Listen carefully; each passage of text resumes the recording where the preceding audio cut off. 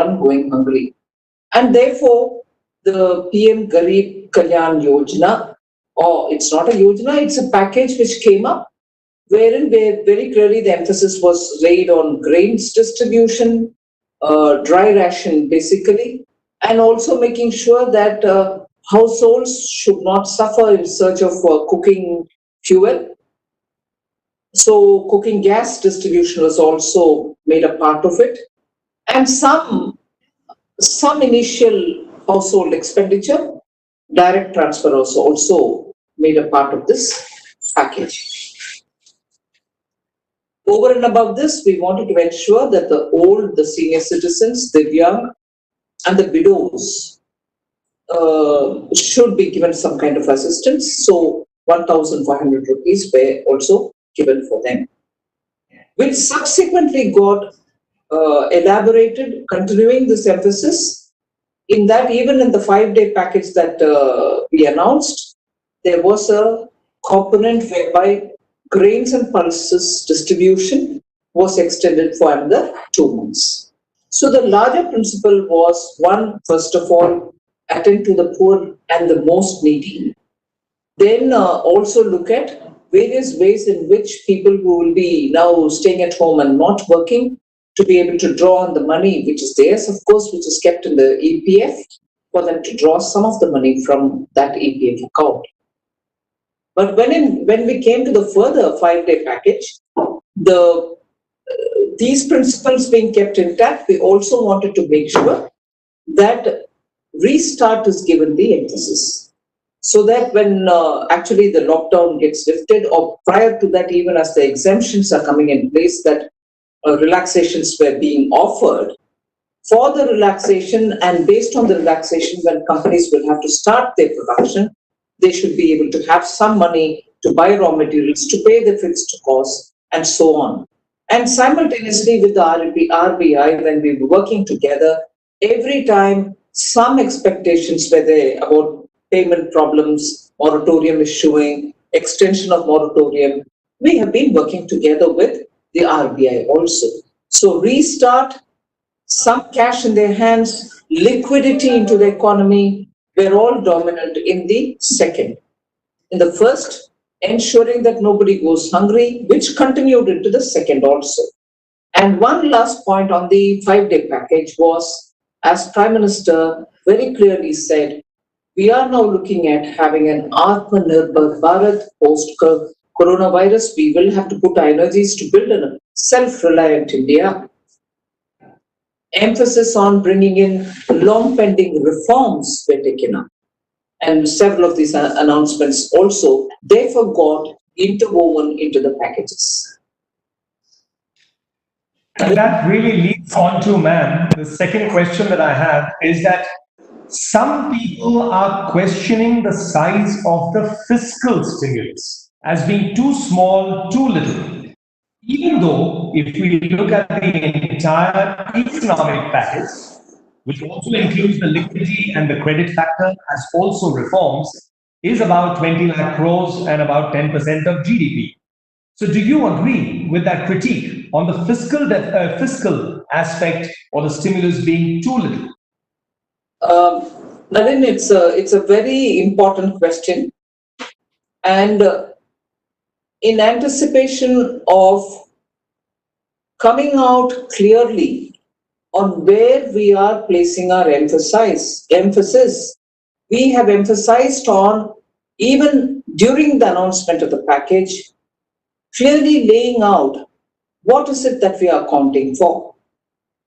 And before doing this, we had compared every announcement which has been made by very different countries before us and went through to see what their package consisted of. Was it only fiscal? Was it monetary? Was it anything else? All that has been studied. And at no point in time we should, and I'm saying it before us, at no point in time we should be confused about this, because every country has brought in a basket of measures, some fiscal, some monetary, some guarantees, some Reserve Bank liquidity, central bank liquidity, and so on. So, first of all, to think that all other countries have come up with very clearly only outgoes from the budget, and not as though they have underplayed everything else that they've done. On the contrary, they've also gone into liquidity being infused both through the central bank and also through their own guarantee and other things. We are not at all different from them. One, the proportion might vary. Two, when developed countries have certain institutions, it's possible for them to go through one route and play less on the other route. India has a great advantage in terms of technology, transfer of cash and other things are possible. And that's how even in the PM Garib Kalyan, we could straight away infuse cash into the hands of people through their Jan Dhan accounts.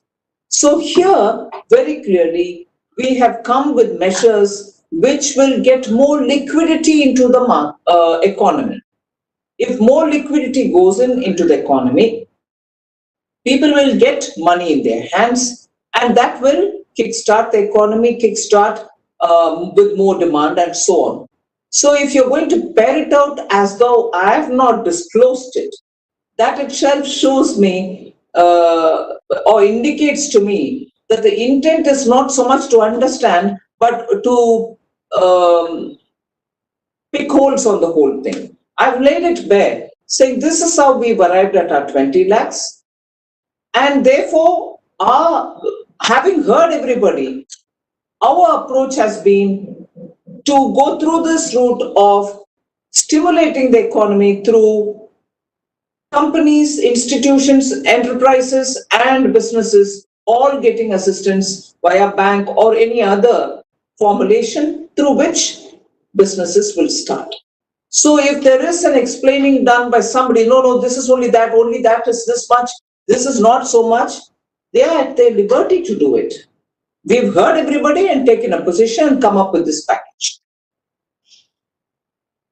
But Finance Minister, there are a few concerns because it appears that significant sectors have not been addressed or they seem to have been left out. Let me give a few examples. Let's take automobiles, where demand is virtually not there. Let's take in the lockdown what's happened in the service sector, whether it's tourism, hotels, hospitality, and they pay very large, they pay train staff, salaries are going, they have overheads. They are in a bad state currently. We look at retail, barring essentials, retail has suffered. And then if you look at another field, which is say events, entertainment, artists, they have taken a beating and their outlook looks bleak. So are there any plans for such sectors that so far appear not to have been addressed? Nalin, that approach has a bit of a problem. We have taken this approach, and when we announced the scheme, we have not taken any one sector, if you notice. Except when we're talking about reform, I would have spoken about agriculture, except when I'm talking about infusion of life for power sector, which is undergoing reforms. Other than that, I have not come up with any sectoral references. When what has now become to be called as MSME package, it includes MSME and also aims at touching others too. It is based on an understanding that any enterprise with a certain exposure to the bank and with a certain invested capital or with a certain turnover, if they need additional term loan, additional working capital, in order to buy their raw material to restart, in order to be able to pay some fixed cost, we've taken that route.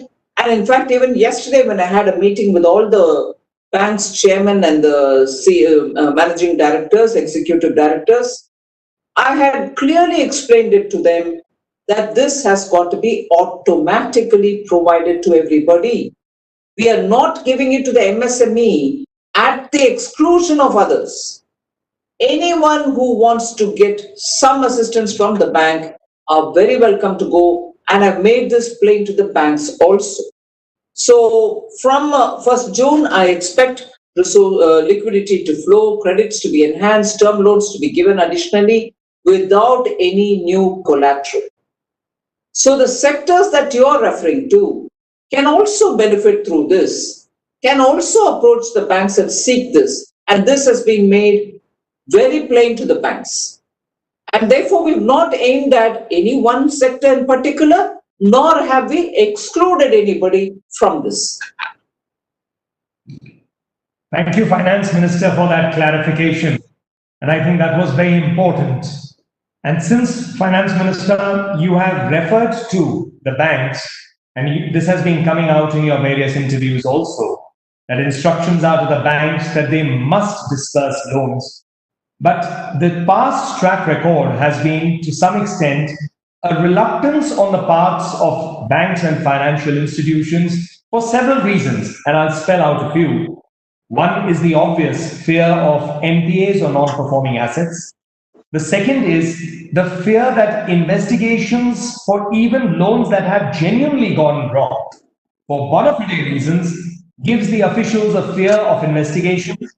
And a third is a related line, which is that SIDBI, as an agency that refinances or refunds the bank's amount, they don't adhere to a fixed timeline. So banks also are worried about their balance sheets and their entire credit worthiness. So when you are interacting with the banks and their top management, is this message also going that do not worry about this? Are these concerns being addressed, ma'am?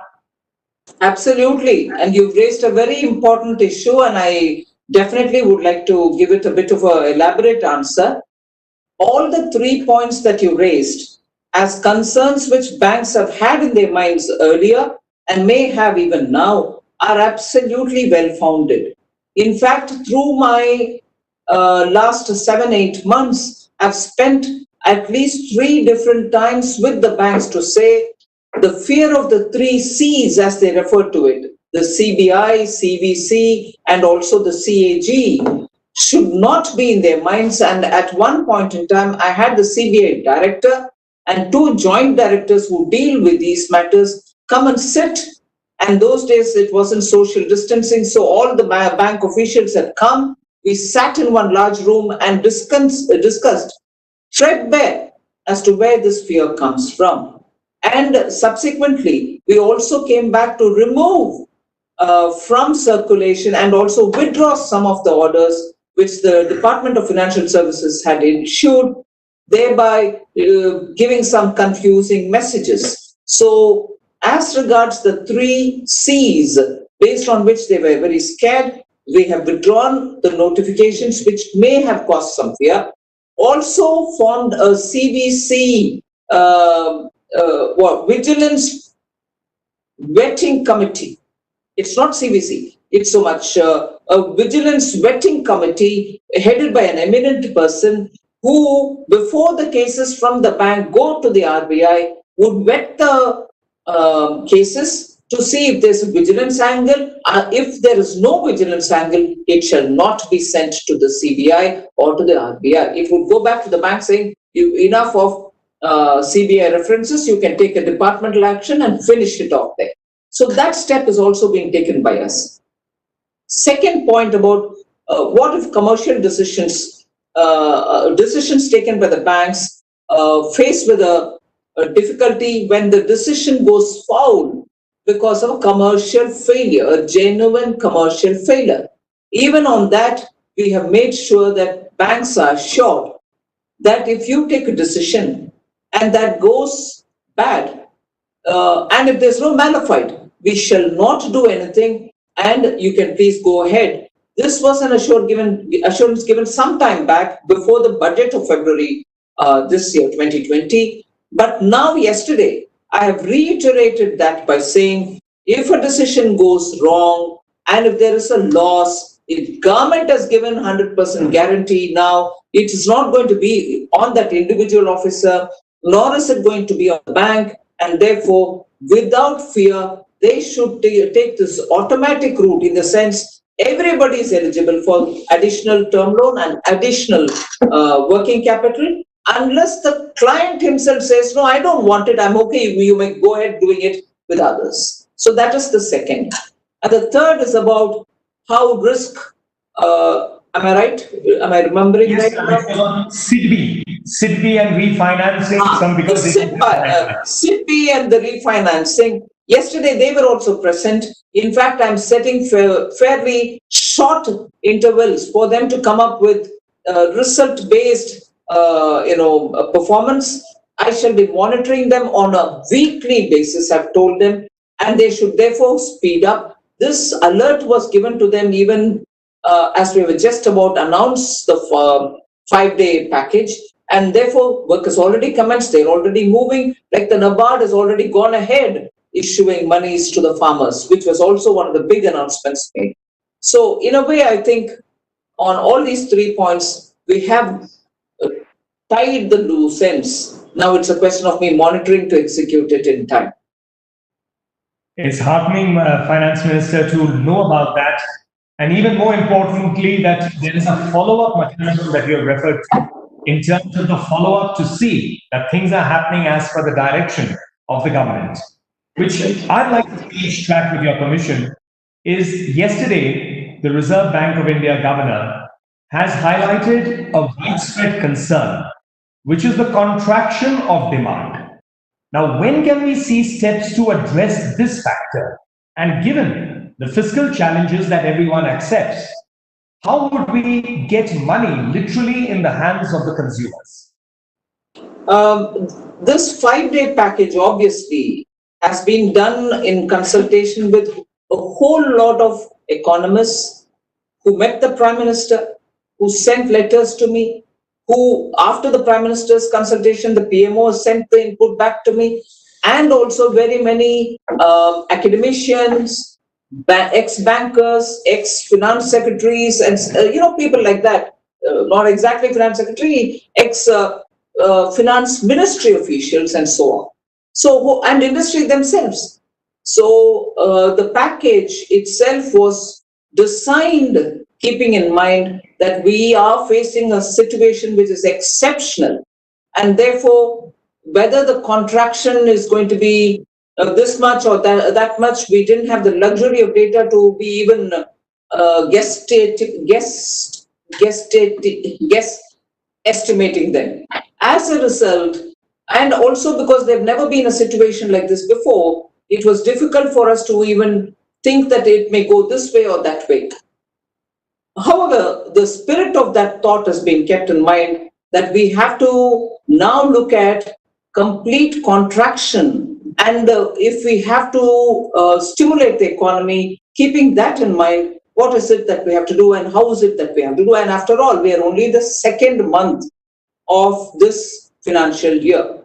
So the contraction, I need to bring in something which happened between last night and this morning as regards the Bank of England. You know that even the package which was announced by the Chancellor of Exchequer in UK was one of those big things. Everybody quoted it to us, saying, hey, my God, look at this. This is the way stimulus should be given. What amount has been given? Maybe so. I'm not criticizing or questioning that.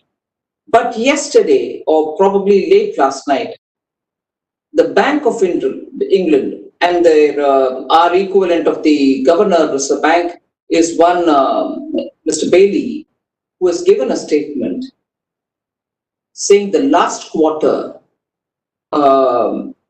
contraction might be to the extent of minus 35%, and the whole year might end up in minus 15%. For an economy for which the stimulus package and its size was something which all of us were shown and said, look, if they can go this far, you shouldn't hesitate. Point taken. It's said in good spirit, I appreciate that. But today the central bank, the Bank of England statement about them also says that stimulus was announced well before ours was announced. All of our calendar as regard coronavirus is comparable. And if after that I have the central bank telling, UK central bank saying this. The long and short of what I want to convey is there a realistic assessment anyone can make at this time? No, no one can, because we don't know where this pandemic is going. We do not know when it is really going to retreat in full. At the same time, we have confidence in our entrepreneurs, because even with the relaxations, many of them have started coming in to do business.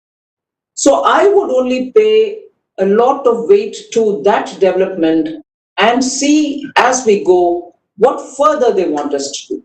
So it will be too early for me to assess. At the same time, too early for me to think that nothing is going to change. I'm sure the Indian entrepreneurs are also going to come out after they test the waters post the lockdown. We'll have to see how it goes as we go along. That's an important piece of information, ma'am. And just to build on that very briefly, is you have in your earlier interactions with the media also said that the approach is to see, which you just highlighted, how things pan out, because we don't know in this evolving situation how things are.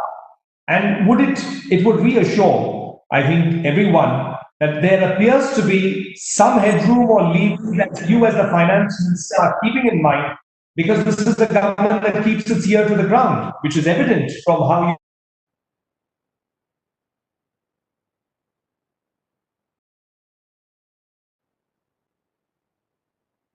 think now for this stage, how much we have done with a lot of consultation.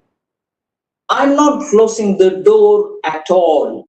I want to keep getting the inputs from the industry, from the various sections of our society, implement what I have announced well and completely at that.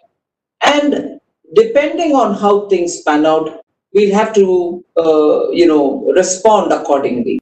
So, as I repeatedly say for myself and for others, we are only 2 months old in this year. We have 10 months to go.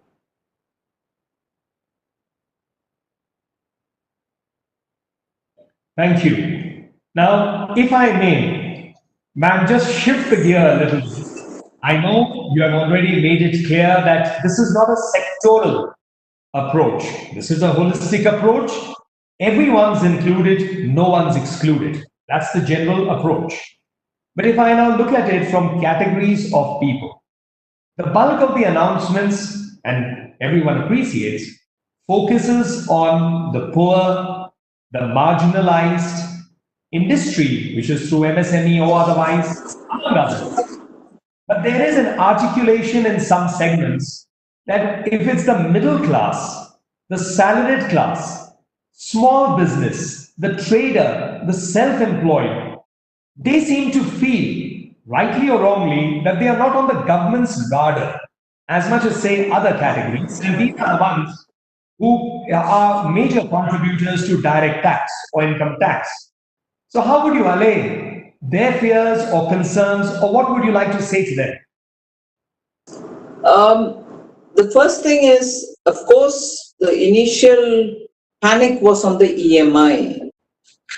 We had worked closely with the Reserve Bank and said, please, you should attend to it. And they responded as well, as much as they've done it even yesterday, giving another extension for all those, loans taken for your houses, your vehicles, and so on. And I tend to think not to completely cover the whole middle class gamut, but I tend to think middle class is there in every segment. If we are addressing farmers, we are addressing the poor farmers, the landless farmers, and also when we are dealing with farm-related allied activities, where you could be a fish entrepreneur, you could be a food processor, you could be a dairy person. All of them are also part of middle class. It's not as if it's only those who are in the urban centers and only those who are in permanent jobs, either with the government or with some private sector. So middle class is something which we probably narrowly limit to only those urban, fully formally employed groups, for whom, of course, even during the budget and post that, we have linked to several steps of affordable housing and making sure that the income tax was completely reduced, and as a second alternative, a separate set of taxation rates was given and an option being given. You want the exemptions, you please remain where you are. You don't want the exemptions, or you want a lower tax rate, you come over to this. That was done for the middle class. For the affordable housing, extended timing was given and further extensions were also given for the middle class. So it's not right to say they're not in our radar at all. They are, and we are trying to do as much as we can in these difficult times. Ma'am, foreign investment and ease of doing business is a priority. And in today's scenario, a lot is being said and acknowledged that foreign investment in India could increase given the geopolitical situation globally. But there are some areas that people express concerns, and I'd like to just share a few with your permission, ma'am. One is in terms of approvals. Earlier we had an FIPB. Now, in terms of foreign direct investment, even though certain timelines are set in place, the corresponding ministries that have to send their comments, they may not necessarily be following a timeline. So there's lack of clarity in terms of timelines and approvals. Another example, some people feel that policy changes take place abruptly, which is they call for stability of policy, because they come with long-term assumptions when they make their investments. And the third is in terms of the fear of fraud, because the fourth C, which people worry about, is the court process. And as a lawyer, I must point out that given the issues with court, that people fear because if they are being let down by a business partner or an employee, the court process, it frightens them in India. So are there any points, any of these that are on the government's radar, the government is looking at, thinking of making facilitation for these kind of? You're very right in saying departments which may have to clear the FDI proposals based on the policy may have to speed up. A lot of effort is going on it so that pendency is cleared and people get to knowing from the respective ministries in time. That is getting speeded up, and I will honestly say there's a lot of effort from the Prime Minister's level itself following up on departments who have to do the clearance quickly. The second is about stability in policy. Stability in policy is a very important thing. I conceded this even at the beginning, saying fiscal incentives to invite industries to come and invest in India is one thing. But if you're not going to be able to simplify your compliance schedules, if there is no consistency in policy, if there is no certainty, the fear in the minds of the industrialists is, I've come in at a time when taxation is like this, that's fine by me. But the fear is in their minds, what if it changes like the way it changed during the UPA regime, and a retrospective tax is brought in? How will their business planning go forward? Won't it be thrown out of the window? So department speeding up, bringing stability of policy, ease of compliance is another. If you ask for one more form to get filled up, it obviously burdens many of them. So if anything, we have to reduce the burden of compliance, and that is another issue on which we can assure that the credibility and the credentials of Honorable Prime Minister is very high. He is somebody who believes in actual reform, and that is why ease of doing business, you see rapidly improving ranking at the global level for India, and that will continue from our side. And the last point on the courts, I agree, you know it much better than I do. We'll have to, that is why I think one of the things that we decided was, even in the last tenure between 2014 and 19, was to establish commercial courts, at least benches in high court levels.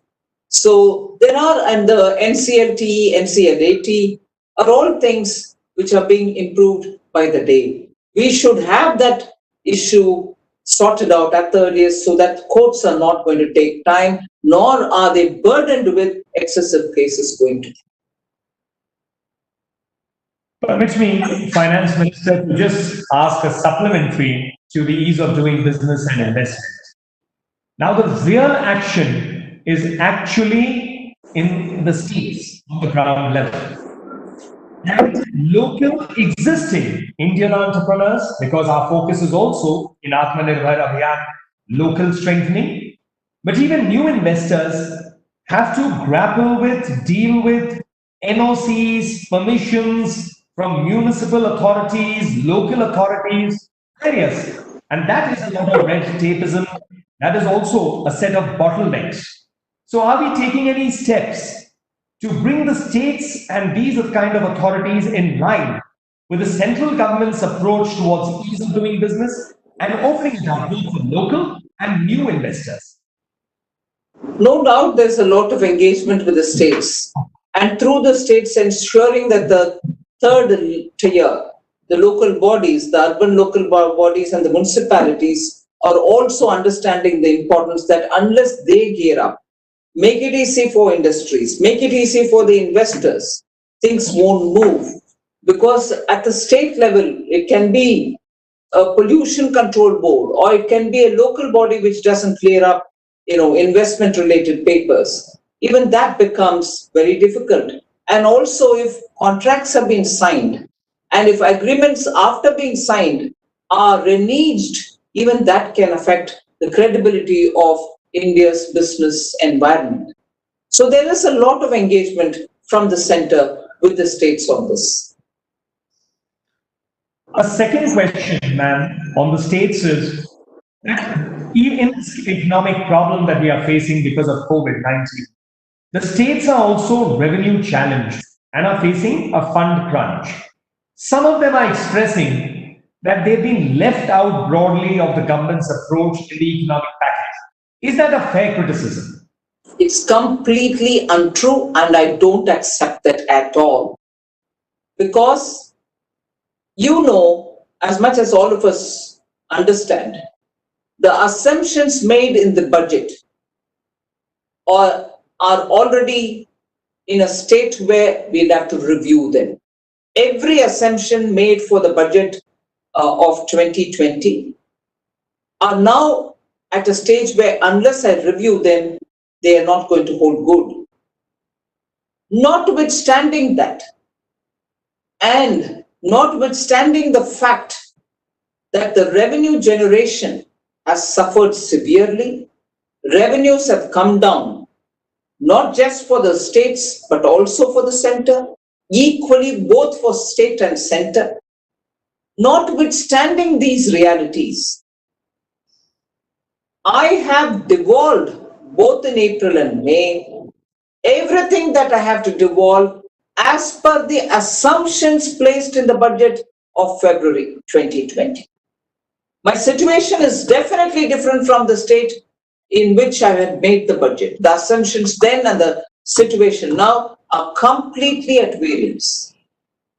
But because I recognize, and because Prime Minister Modi repeatedly recognizes and says it in so many of his consultations with the chief ministers, during the lockdown period itself, he's had 5 engagements with the chief ministers, each running to at least 3 to 4 hours. He's heard them all patiently. I'm not saying it in a patronizing tone. He's heard them, and he always responds with this thought in mind that they are the ones who are in the front line fighting coronavirus.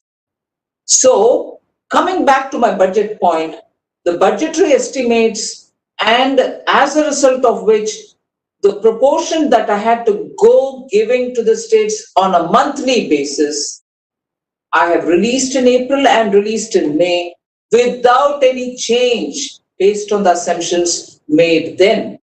But since then, my revenue generation has gone for a toss almost. But I've not used that as an excuse to say, sorry, I can't give you. Similarly, for dealing with the disaster relief, through the Home Ministry, the SDRF money, in which they have their righteous share. It's not as though we are giving them a favor. As per the formulation of the Finance Commission, whatever would be given to them steadily over the several months, or if there is any particular drought or flood, after the high-powered team goes to the states and checks up what is the level, that kind of a staggered payment which may happen of the SDRF each year, this time has been given well in advance so that the money goes to the states, to their hands to handle this situation. Over and above this, Prime Minister announced a 15,000 crore package for health-related, COVID-related matters. Even that's getting distributed. Over and above this, the Health Ministry itself announced, if I remember correct, about 4,000 crores. That number is subject to correction, but they have also released from their end. So at least till today, despite my revenues coming down, I have not given scope for any reason to hold back money, but to go as per formula.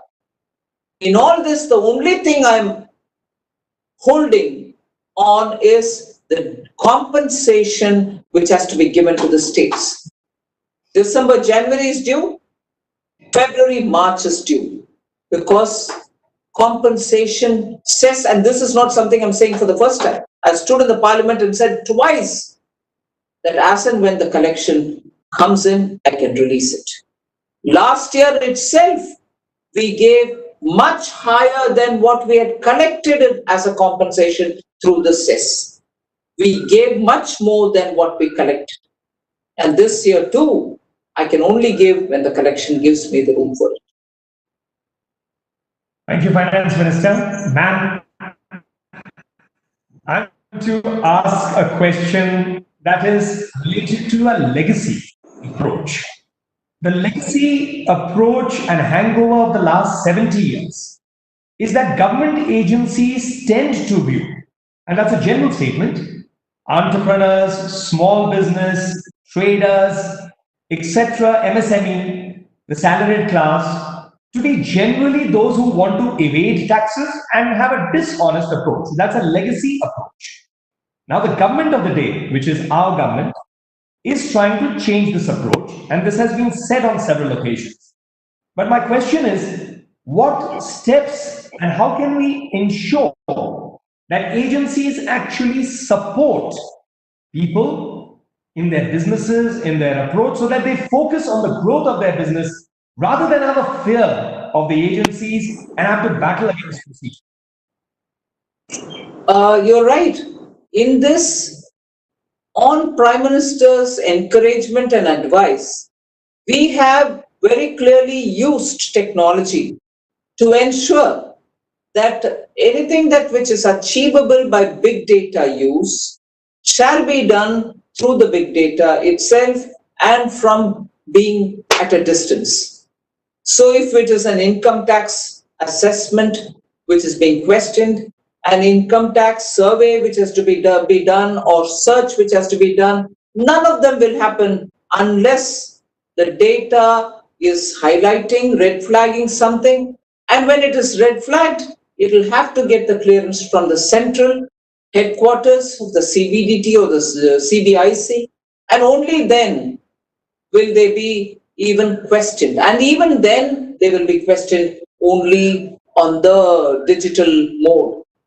Post that, their reply comes, and if there's any questions further, even that will be on digital mode. No visits to the premise of the taxpayer will be entertained.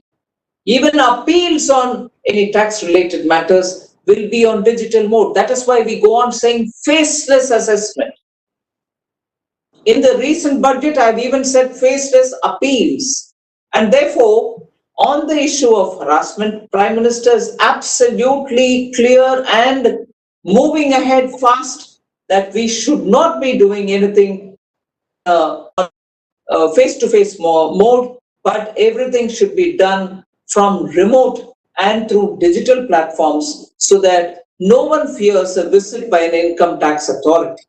So that is an example I've taken, but most often that's the way we are going about. In fact, now even for this package related credit, which has to be extended by banks, we've said contact them through their mails, contact them through their phones, and say if they can even get a stamp paper signed digitally, they should encourage it, particularly because of social distancing and COVID. Some areas in red areas, some in green. Don't make people travel physically over to your offices, bank branches. If it is possible, do it on the digital mode. Finance Minister, ma'am, I will just add to this on a personal note that I don't use internet banking. I bank with one of the public sector banks primarily, Indian Overseas Bank.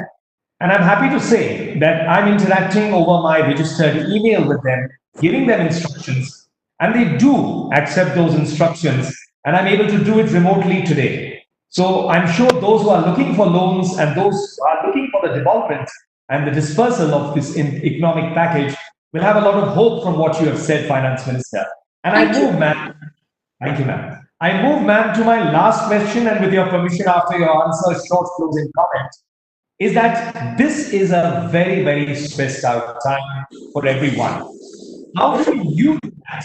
And how do you deal with the stress? Well, first of all, I don't singularly bear the stress. As you know, Prime Minister, Prime Minister's office, all the various ministries and departments are all working together. Although I have made the announcements, I have sat with the finance secretaries, every secretary in the ministry, and worked together with the secretaries of the department. It is actually the truth that all of us have together worked on it and under the leadership of the Prime Minister. So I'm not singularly bearing it all. But for that little that I may be involved in it, I come back home to a good lot of music. My family takes care of, attending to everything that I shouldn't be worried about. And therefore, it's all right. Thank you, ma'am. It's been a pleasure. We know that the government has been working overtime 24 hours a day since the lockdown happened. We wish you a restful weekend. Once again, thank you. Thank you very much.